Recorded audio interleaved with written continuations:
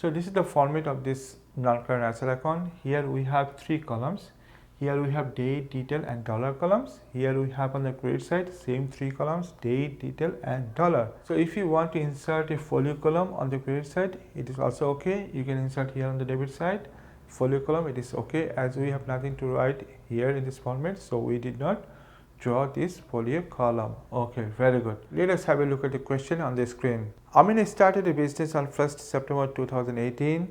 On that date, she purchased equipment $12,200 on credit from Bashir Supplies. She purchased additional equipment by $9,300 on 1st May 2020 and paid by check. Okay, Amina decided to depreciate equipment at 15% per annum using a straight line basis. The depreciation was to be calculated from the date of purchase. No depreciation was to be charged in the year of disposal. Okay, so this is the information we have in the question. So now we have to prepare this equipment account. Okay, so let us write here first of all equipment account. Okay, so here in the question we notice that it is a new business. Just started this business on 1st September 2018. So when it is new business, we have nothing to write as a balance PD. That means for this business there is no opening balance. Okay, so she purchased an equipment by $12,200. Okay, and it is purchased on 1st September 2018. Okay, and she purchased it from Bashir Suppliers. Okay, that means she purchased on credit. She did not pay money. Okay, now question is which side will be recorded, debit side or credit side? Okay, what is double entry when you purchase asset? So asset to be debited means here equipment account to be debited and Bashir Supplies to be credited. Yeah, so here we are doing equipment account, it is debited, so we will record on the debit side. Okay, so let us write the date first, 2018 September 1st. Okay, so we will write here Bashir Supplies. Okay, the amount is here $12,200. Okay, very good. Then let us have a look at the questions once again. She purchased additional equipment by $9,300 on 1st May 2020 and paid by check. Okay, so she purchased one more asset by $9,300. Okay, and she paid money by check and she purchased on 1st May 2020. Yeah, very good. So here it is purchased on 1st May 2020. So here her business started on 1st September 2018. That means on 31st August 2019 her financial year will be ended. So that means on this date in this year 2018 there is no more asset which is purchased. Okay, so additional asset is purchased in next year in 2020. Okay, so what to do? First of all, now we have to balance this 2018, and remember when you prepare asset account means non-current asset account, just you have to record the asset purchased. Okay, nothing else. No depreciation will be included here. Okay, very good. So in 2018 we have here only one item, so we have to balance it because we have to take this balance to next year because we have one more entry, we have one more purchase here, so we have to record that one as well. Okay, so let us balance it. So how to balance? We have to add this column, the dollar column. If we add, we get same amount, $12,200. Okay, we will take this amount to the opposite column here, $12,200. Okay, now here we have nothing, so 0. 12,200 minus 0 equal to 12,200, same amount. So let us write this amount here again. So what is this amount called? This is called balance CD.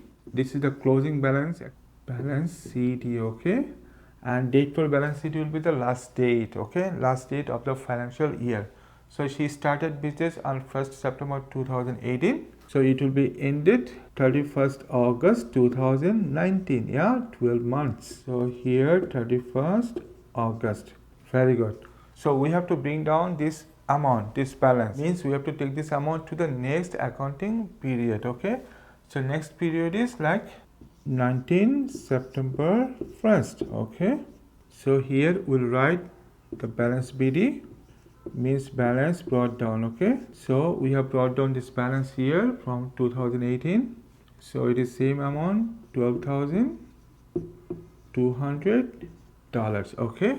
Now what happened in this accounting period 2019-2020? Amina, the owner of the business, has purchased one more asset, okay, one more equipment by $9,300, and she paid money by check, okay, and it is purchased on 1st May 2020, but year ended is 31st August 2020. That means before the year ending she purchased.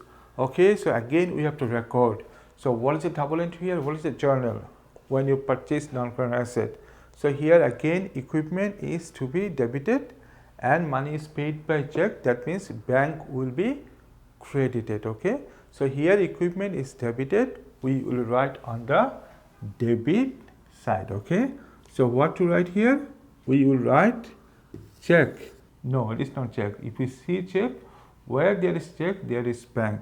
We will always write here bank. Okay, so let us write here bank followed by the date. It is 2020 May 1st. This date is given in the question with this transition, and the amount is here $9,300. Okay, so I told you already that there is no depreciation will be included here in this asset account, non-current asset account. So now what to do? Now again you have to balance it because we have nothing to write. Okay, now we have to add these two amounts. Okay, if we add these two amounts, what we get? $21,500. Yeah, so this amount will be taken to the opposite side, opposite dollar column here on the credit side.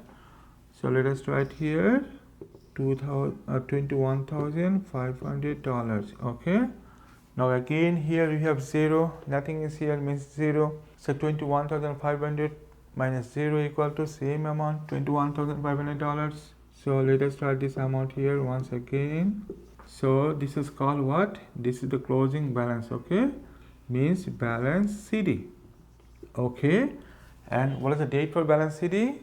The last date of this new accounting period 2019-2020. Okay, so last day of the period is 2020 August 31st. Okay, now what to do? We have to bring down this balance. That means this balance will be taken to the next financial year. Okay, so let us go to the next year. That means it is 2020 and it will be September 1st. So what to write here? We'll write here balance brought down, means BD. So the amount is here $21,500. Okay, so this is all about today's lesson. I hope you enjoyed and understood this lesson. If you think that this video is helpful for you, please share with your friends, and please consider subscribing to my channel because there are so many other tutorials those will help you to learn accounting, to understand accounting. And that is all. I'll see you soon with a new video. Until then, bye bye and take care.